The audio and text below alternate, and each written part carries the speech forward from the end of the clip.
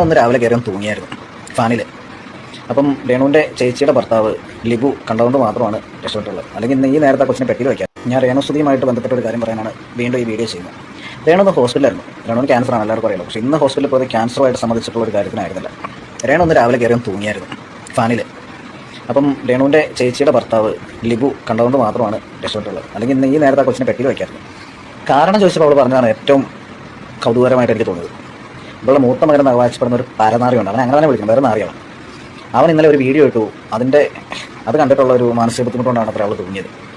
ഞാൻ നമ്മളെ കുറേ ചീത്ത വിളിക്കാൻ കാര്യങ്ങളൊക്കെ ചെയ്തു. എന്നിരുന്നും പറഞ്ഞ പോലും ഈ ഒരു അസുഖത്തിൽ നിൽക്കുന്ന ഒരാളാണ്.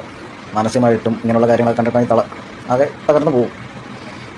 എന്നിരുന്നാൽ പോലും ഞാൻ പറയുള്ളൂ, ഈ കിച്ചു എന്ന് പറയുന്ന ഒരുത്തൻ അവനെ എന്താ പറയുക, കുറേ സോഷ്യൽ മീഡിയയിൽ കുറേ ആൾക്കാരും കുറച്ച് അമ്മച്ചിമാരും എല്ലാം സ്വന്തം മകനായിട്ട് കേരളത്തിൻ്റെ ദത്തുപുത്രനായിട്ടൊക്കെ കൊണ്ടുനടക്കുന്നത്. ഈ നാറിയൊന്നും അങ്ങനെ മോനല്ല. അവനൊന്നും അങ്ങനെ കൊണ്ടുനടക്കില്ല. രേണു പറയാതെ പറഞ്ഞു പോയിട്ടുള്ള കുറച്ച് കാര്യങ്ങളുണ്ട്. അവൻ പറഞ്ഞത് 2 വയസ്സ് വരെ അവന് അമ്മയുടെ സ്നേഹം കിട്ടിയിട്ടുള്ളൂ, പെറ്റമ്മയുടെ സ്നേഹം കിട്ടും. പെറ്റമ്മയുടെ സ്നേഹം കിട്ടണമെങ്കിൽ അതിനൊരു ക്വാളിറ്റി വേണം. പെറ്റമ്മ പോയത് പോറ്റമ്മ വന്നല്ലോ. സ്വന്തം അമ്മയെ സ്വന്തം അമ്മയായിട്ട് കാണാനായിട്ട് പഠിക്കണം. ശരിയല്ലേ? അമ്മയെ അമ്മയായിട്ട് കാണണം. എങ്കിലേ അമ്മയുടെ സ്നേഹം മനസ്സിലാക്കാൻ പറ്റുള്ളൂ. അമ്മയുടെ മറ്റൊരു രീതിയിൽ കണ്ടിട്ടുണ്ട് ഒരാൾക്കും മനസ്സിലാക്കാൻ പറ്റില്ല. ഞാൻ അതിലേക്കൊന്നും കൂടുതൽ പോകുന്നില്ല. കൂടുതൽ പോയിട്ടുണ്ടെന്നുണ്ടെങ്കിൽ ഇവനെ ഈ തലച്ചുമലിൽ കൊണ്ടു നടക്കുന്ന ആൾക്കാർ അവനെ കല്ലെറിയും. ഇതൊക്കെ വെറുതെ വന്നിട്ട് രേണുവിനെ വെളുപ്പിക്കാനായിട്ട് പറയുന്നൊന്നുമല്ല. കിച്ചു മോനെ, നീ ഉപയോഗിച്ചുകൊണ്ടിരുന്ന ഫോണും സുധി ഉപയോഗിച്ചുകൊണ്ടിരുന്ന ഫോണുകളൊക്കെ ഇവിടെ ഉണ്ട്. ഇവിടെ തെളിവും കാര്യങ്ങളൊന്നും ഇല്ലാത്ത സംഭവങ്ങളൊന്നുമല്ല. അവളെ വളഞ്ഞിട്ട് ഒരു കൂട്ടം ആൾക്കാർ ആക്രമിച്ചു കഴിഞ്ഞിട്ട് ആ പെണ്ണിനെ ഇന്നലെ ഈ ഒരു അവസ്ഥയിൽ നിൽക്കുന്ന ആ പെണ്ണ് ഇന്ന് രാവിലെ തൂങ്ങിക്കിടക്കായിരുന്നു. അവിടുന്ന് ലിബു എന്ന് പറയുന്ന രമേശിയുടെ ഭർത്താവാണ് അവളെ അഴിച്ച് ഹോസ്പിറ്റലിൽ ഇറക്കം കൊണ്ടുപോയിട്ടുള്ളത്. നീ കാണിക്കുന്നത് ഭയങ്കര മോശമാണ്. നിനക്ക് അമ്മയെ കാണാൻ പറഞ്ഞത് നീ വീട്ടിലേക്കല്ലായിരുന്നു വരേണ്ടത്. അമ്മ ഹോസ്പിറ്റലാണെന്ന് അറിയാലോ. നീ പിന്നെ അവിടെ വന്ന് കുത്തി പിടിച്ചിരുന്നിട്ട് എന്താ കാര്യം ഇരിക്കുന്നത്? നീ അവിടെ വരുവായിരുന്നുണ്ടെങ്കിൽ ശരിയാണ്. ഐസിനകത്തോട്ട് ആരെ കാണിക്കില്ല, കേട്ടിയല്ല. സീമാജി നായരടക്കമുള്ള ആൾക്കാർ അവിടെ വന്നു. പക്ഷെ അവർ വേറൊരു സൈഡിൽ കൂടെ പോയിട്ട് അവളെ കാണിച്ചു കൊടുക്കുകയും ചെയ്തു. കിച്ചു ആണ് വരുന്നതെന്ന് പറഞ്ഞിട്ടുണ്ടെങ്കിൽ ജസ്റ്റ് ബാക്ക് സൈഡിൽ കൂടെ ആണെങ്കിലും നിനക്ക് അമ്മയെ വന്ന് കണ്ടുപോകാമായിരുന്നു. നീ അമ്മയെ കാണാൻ പോയി ആരും കാണിച്ചില്ല എന്നുള്ള ഒരു വർത്തമാനം പറയണ്ട. വേറെ നാറിയമാണ്. ഉള്ള കാര്യം പറയില്ല. ഇവനെ പൊക്കി പിടിച്ചോണ്ട് നടക്കില്ല. അപ്പോൾ ഒരു കാരണവശാലും സോഷ്യൽ മീഡിയയിലുള്ള ആൾക്കാരോട് ഞാൻ പറയും, ഇവനെ പൊക്കി പിടിച്ചോണ്ട് നടക്കരുത്. ഇവൻ വേറെ നാറിയ. ഇവൻ എന്താ പറയുക, ഇവൻ പൈപ്പ് വെള്ളം കുടിക്കൂല, കിണർ വെള്ളം കുടിക്കൂല. ഇവൻ ഫാസ്റ്റ് ഫുഡ് മാത്രമേ ഇവൻ ഇറങ്ങുള്ളൂ. ഈ രേണു സുധി ബിഗ് ബോസിലുണ്ടായിരുന്ന സമയത്ത് ഇവൻ ഓരോ കടകളിൽ പോയിട്ട് ഫാസ്റ്റ് ഫുഡ് കഴിച്ചതിന് ശേഷം ഇവൻ പൈസ കൊടുക്കാനായിട്ട് പൈസ ഇല്ലാണ്ട് അപ്പോൾ രമേ ചേച്ചിനെയും ഇവരൊക്കെ വിളിക്കുന്ന സമയത്ത് അവരെന്നെ വിളിച്ചിട്ട് ഞാൻ തന്നെ എത്രയോ പൈസ ഇട്ട് കൊടുത്തിട്ടുണ്ടെന്ന് അറിയും. എനിക്ക് നാറിയ നേരിട്ട് പരിചയമില്ല. എനിക്ക് ഇവനെ പരിചയപ്പെടാനോട്ട് താല്പര്യമില്ല. ഇങ്ങനെ നാറിയ മക്കളൊന്നും പരിചയപ്പെട്ട ഒരു കാര്യമില്ല. ഇവനെ സത്യസന്ധമായിട്ട് ഞാൻ പറയും, സോഷ്യൽ മീഡിയയിലുള്ള എല്ലാവരോടും ഞാൻ പറയും, ഇവനെ ഒരിക്കലും എന്താ പറയുക, സുധി എന്ന് പറയുന്ന മനുഷ്യൻ നമുക്ക് എല്ലാവർക്കും ഇഷ്ടമാണ്, നമുക്ക് എല്ലാവർക്കും ഇഷ്ടമുള്ളത്. പക്ഷേ ഇവൻ അങ്ങനെ ഒരു മോനല്ല. ഇവനെ കൂടെ ചേർത്ത് പിടിക്കേണ്ട ഒരു മുതലുമല്ല. അത് രേണുവിനെതിരെ ഇന്നലെ ഒരു വീഡിയോ ചെയ്തുകൊണ്ട് ഞാൻ മാത്രം പറയുന്നതല്ല. ഹലോ ഫ്രണ്ട്സ്, എല്ലാവർക്കും സുഖമല്ലേ? അപ്പോൾ നമ്മുടെ മലയാളികൾക്ക് എന്നും ഒരു വലിയൊരു നോവ് തന്നെയാണ് കൊല്ലം സുധി എന്ന് പറയുന്ന കലാകാരന്റെ ഒരു മരണം, അല്ലെങ്കിൽ അദ്ദേഹത്തിന്റെ ഒരു വിടവ്. നമ്മളറിയാം, സ്റ്റാർ മാജിക്കിലൂടെയൊക്കെ നമ്മൾ കണ്ട ഒരു കലാകാരനാണ്. ശരിക്കും പറഞ്ഞാൽ അദ്ദേഹം അന്ന് ഫേമസ് ആയതിനേക്കാളും ഇപ്പോഴാണ് ഏറ്റവും കൂടുതൽ ഫേമസ് ആയത്. മരണശേഷമാണ് കൊല്ലം സുധി എന്ന വ്യക്തി ജനങ്ങൾക്കിടയിൽ അത്രയധികം ഫേമസ് ആയി തുടങ്ങിയത്. നമ്മൾ സ്റ്റാർ മാജിക് കണ്ട സമയത്തൊന്നും വലിയ ഉണ്ടായിരുന്നു, പോപ്പുലാരിറ്റി ഉണ്ടായിരുന്നു. പക്ഷെ അത്രത്തോളം ഇപ്പോൾ ഉള്ള ആ ഒരു ഫെയിം അല്ലെങ്കിൽ പോപ്പുലാരിറ്റി ഒന്നും അന്നില്ലായിരുന്നു.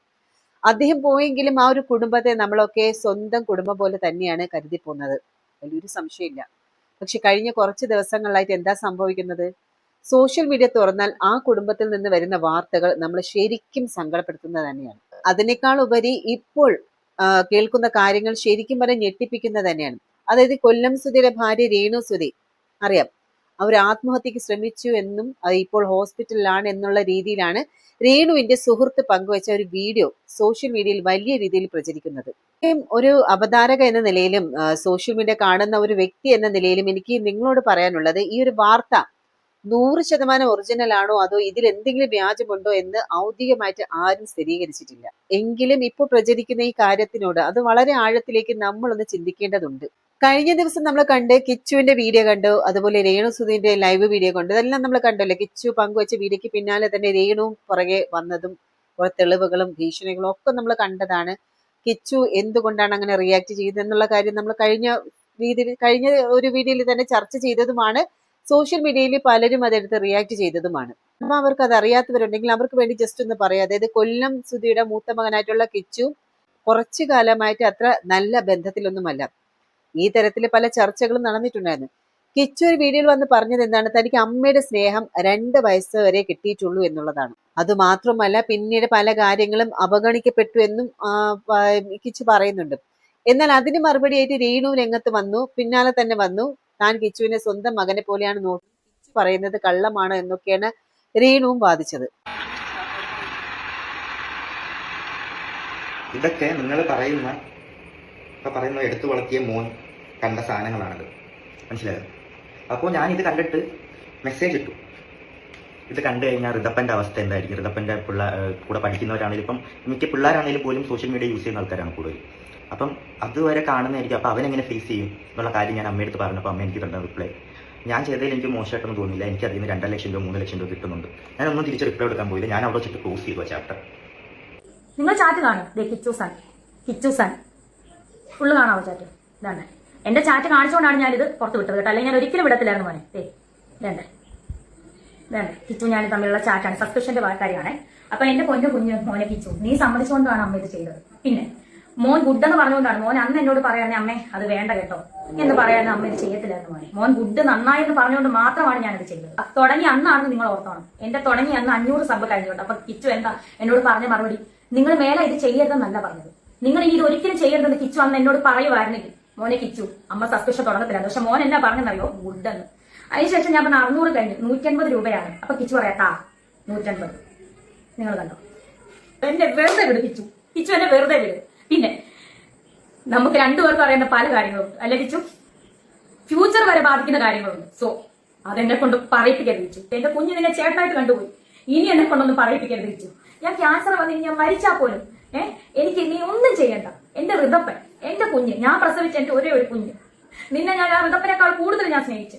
ഞാൻ ഋതപ്പനേക്കാൾ കൂടുതൽ ഞാൻ നിനക്ക് എന്റെ സബ്സ്ക്രിപ്ഷൻ കിട്ടിയ പൈസ വരെ ഞാൻ നിനക്ക് തന്നു. ഒരുപാട് പൈസ വരെ ഞാൻ ഉറക്കമടിച്ച്, ഞാൻ ആൽബങ്ങൾ ചെയ്തത്, ഞാൻ ഉറക്കമടിച്ച് ഗൾഫിൽ പോയി പ്രൊമോഷൻ ചെയ്തത് എല്ലാം ഞാൻ നിനക്ക് അതിന് ഒരു ഓഹരി ഞാൻ നിനക്ക് തന്നിട്ടുണ്ട്. നീ അതെല്ലാം വാങ്ങിച്ചിട്ടുണ്ട്. ആ ചാറ്റുകളെല്ലാം എന്റെ ഉണ്ട്. പക്ഷെ ഞാൻ കാണിക്കത്തില്ല കിച്ചു. നീ അല്ല ഞാൻ.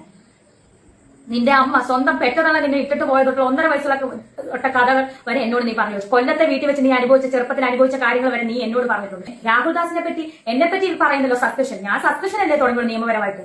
നിയമവിരുദ്ധമായിട്ട് ഞാനൊന്നും ചെയ്തിട്ടില്ലല്ലോ. കിച്ചു, നീ ഇപ്പോഴല്ലേ 1 വർഷമായിട്ടല്ലേ നീ ഇപ്പം സ്വന്തം കാര്യം നിൽക്കാൻ തുടങ്ങിയ കാര്യങ്ങളൊക്കെ. ഇതിന് മുന്നേ രാഹുൽദാസ് ഉണ്ടായിരുന്നു.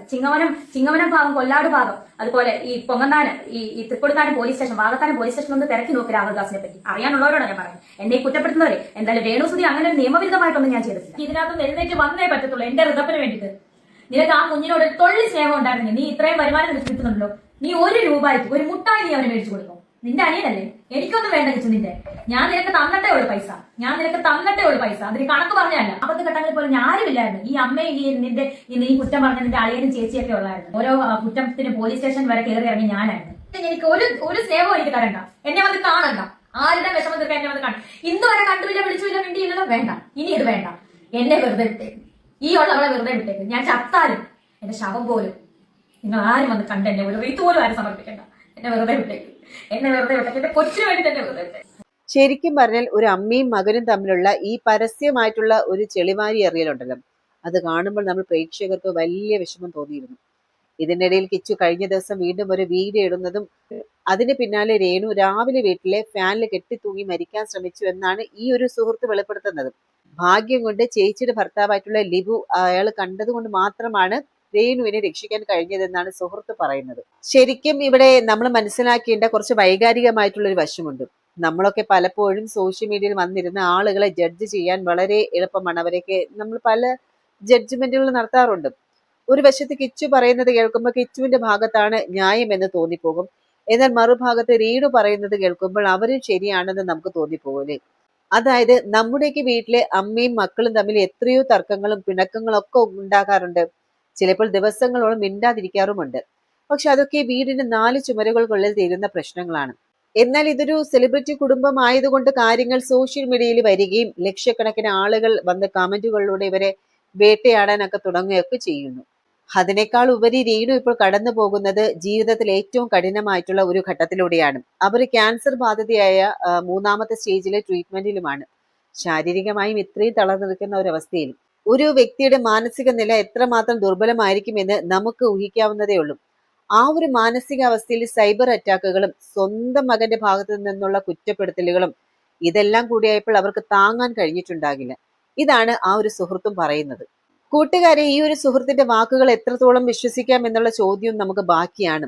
കിച്ചുവിനെ പൂർണ്ണമായിട്ട് വില്ലനാക്കിക്കൊണ്ടാണ് ഈ ഒരു സുഹൃത്ത് സംസാരിക്കുന്നത്. അമ്മ ഹോസ്പിറ്റലിൽ കിടന്നപ്പോൾ പോലും കിച്ചു കാണാൻ വന്നില്ല എന്ന് സുഹൃത്ത് പറയുമ്പോൾ കിച്ചുവിന് വരാൻ കഴിയാത്തതിന് പിന്നെ മറ്റെന്തെങ്കിലും കാരണങ്ങളുണ്ടോ എന്ന് നമുക്കറിയില്ലല്ലോ. കാരണം സോഷ്യൽ മീഡിയയിൽ നമ്മൾ കാണുന്നതല്ല പലപ്പോഴും യഥാർത്ഥ ജീവിതം എന്ന് പറയുന്നത്. ലൈക്കുകൾക്കും വ്യൂസുകൾക്കും വേണ്ടി കാര്യങ്ങൾ വളച്ചൊടിക്കുന്ന ഒരു കാലത്താണ് നമ്മളും ജീവിക്കുന്നത്. അതുകൊണ്ട് തന്നെ ഈ ഒരു പ്രചരിക്കുന്ന ആത്മഹത്യ വാർത്തയിൽ എത്രത്തോളം സത്യമുണ്ട് എന്ന് രേണുവിന്റെ കുടുംബമോ അല്ലെങ്കിൽ കിച്ചുവോ വന്ന് നേരിട്ട് വ്യക്തമാക്കുന്നത് വരെ നമ്മളും കാത്തിരിക്കേണ്ടി വരും. കൂട്ടുകാരെ, നമ്മൾ ആഗ്രഹിക്കുന്നത് ഒന്ന് മാത്രമാണ്, അതായത് കൊല്ലം സുധിയുടെ കുടുംബത്തിൽ ഇനി ഒരു ദുരന്തം ഉണ്ടാകരുത്. ഈ ഒരു ചർച്ചകളും വിവാദങ്ങളും ഇവിടെ കൊണ്ട് അവസാനിക്കട്ടെ എന്നും സോഷ്യൽ മീഡിയയിലൂടെ പരസ്പരം ചെളി വാരി എറിയുന്നത് അത് അവർക്ക് ഒത്തുതീർപ്പാക്കാൻ പറ്റുന്ന പ്രശ്നങ്ങളെ ഇവർക്കിടയിൽ ഉള്ളൂ എന്ന് നമുക്ക് പ്രത്യാശിക്കാം. അപ്പൊ എന്തായാലും ഈ ഒരു വിഷയത്തിൽ നിങ്ങൾക്ക് എന്താണ് തോന്നുന്നത്? കിച്ചുവിന്റെയും രേണുവിന്റെ ഭാഗത്ത് നിന്ന് ഉണ്ടാകുന്ന ഇത്തരം വീഡിയോകളെ നിങ്ങൾ എങ്ങനെയാണ് കാണുന്നത്? നിങ്ങളുടെ വിലയേറിയ അഭിപ്രായം തീർച്ചയായിട്ടും താഴെ കമന്റ് ബോക്സിൽ ഒന്ന് ഷെയർ ചെയ്യണം. അപ്പൊ വാർത്തയുടെ കൂടുതൽ അപ്ഡേറ്റുകളുമായിട്ട് ഞാൻ വീണ്ടും എത്തുന്നതായിരിക്കും. വീഡിയോ ഇഷ്ടമായാൽ ലൈക്ക് ചെയ്യാനും ചാനൽ സബ്സ്ക്രൈബ് ചെയ്യാത്തവരുണ്ടെങ്കിൽ ചാനൽ സബ്സ്ക്രൈബ് ചെയ്യാനും മറക്കരുത്. മറ്റൊരു വീഡിയോയുമായിട്ട് ഉടനെ കണ്ടെത്താം. അതുവരെ എല്ലാവർക്കും നന്ദി, നമസ്കാരം.